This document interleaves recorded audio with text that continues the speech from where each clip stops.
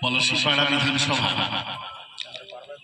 বিভিন্ন অঞ্চল থেকে, বিশেষ করে পলসন্ডা 1 এবং পলসন্ডা 2 অঞ্চলের যারা আইএসএফ এর রাজনীতি করতে আগ্রহী সেই সমস্ত মানুষজন এসেছেন এবং হয়তো আরো অনেকে আসতে পারেন, আশার ইচ্ছে আছে।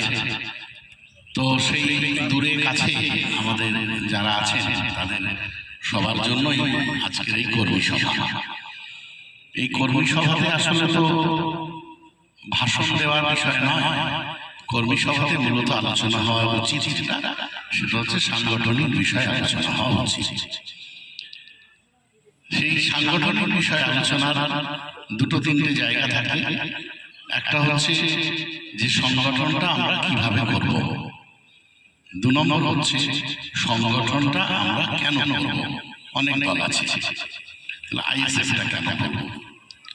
নিশ্চয়ই আপনারা একটা ভাবনা থেকে এসেছেন, আপনাদের মধ্যেই ভাবনাটা আছে যে এই কারণে আমি অমুক দল করব না, এই কারণে আমি আইএসএফ করব। তারপরেও আমাদের জেনে বুঝে দিতে হবে সবটা। আইএসএফ এর রাজনীতির যে পলিসি, সেই পলিসি আপনাকে জানতে হবে, নাহলে পরবর্তীকালে সেই পলিসির সঙ্গে সংঘাত হবে আমাদের।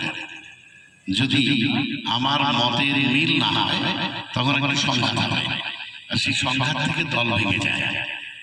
দেখবেন আমি একটা কথা বলছি, কমিউনিস্ট পার্টি তাদের কিছু নেই, এখানে সিপিএম এর কিছু আছে, আর পশ্চিমবঙ্গে সিপিএম এর তেমন কিছু নেই।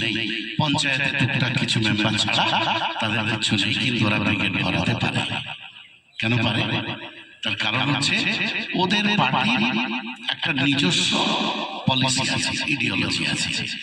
তার ফলে ইন্টার পার্টি গন্ডগোল হয় না, অর্থাৎ পার্টির মধ্যে যে গন্ডগোল, সেই পার্টির মধ্যে কিন্তু গন্ডগোল হয় না।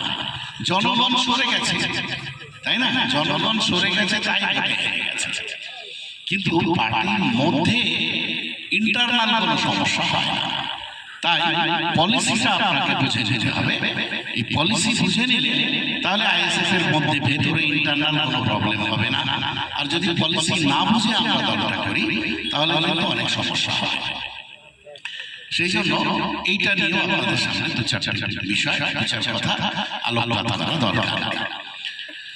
তাহলে এই 3টে বিষয় আছে। একটা হচ্ছে যে কেন আমরা আইএসএফ করব, 2 নম্বর হচ্ছে যে একটা তো ভাবনা আপনার আছে, তার সঙ্গে আরো অনেক ভাবনা